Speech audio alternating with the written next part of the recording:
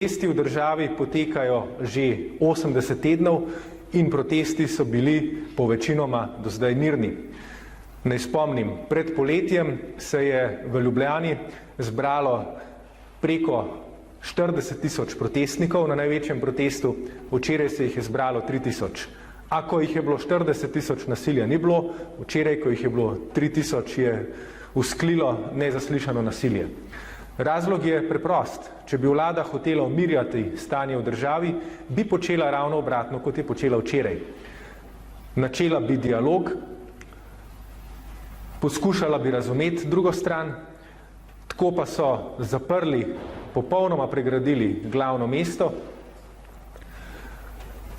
poskušali proteste v celoti prepovedati, in ko so se protesti zgodili in protestniki šli s Trga Republike na Slovensko cesto, smo prvič v zgodovini Slovenije sredi belega dneva videli preganjanje protestnikov z vodnim topom in solzivcem ob 5. popoldan.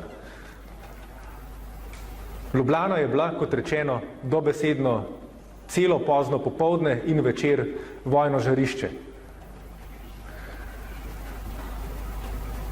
In kako vlada Janša in kaj je narobe s to vlado, se ni nikoli videlo bolje kot včeraj.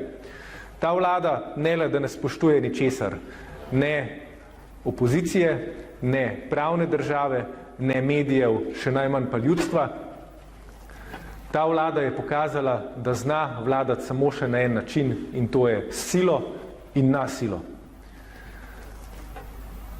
Zato smo se v opoziciji odločili, da skličemo izredno sejo državnega zbora na temo nevzdržne razmere v državi in nujnost predčasnih volitev, ker nujno je, da pridemo do predčasnih volitev, da se to stanje lahko začne umirjati.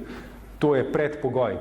Na tem mestu pa še enkrat tudi sam pozivam k odstopu ministra Hojsa, ki je neposredno odgovoren za policijsko nasilje in prekomerno uporabo sile včeraj, Janeza Janšo, ki je odgovoren za način delovanja te vlade, in Boruta Pahorja, ki kot predsednik države, ki bi moral biti prvi, ki stanje umirja, tudi danes kot ponavadi molči.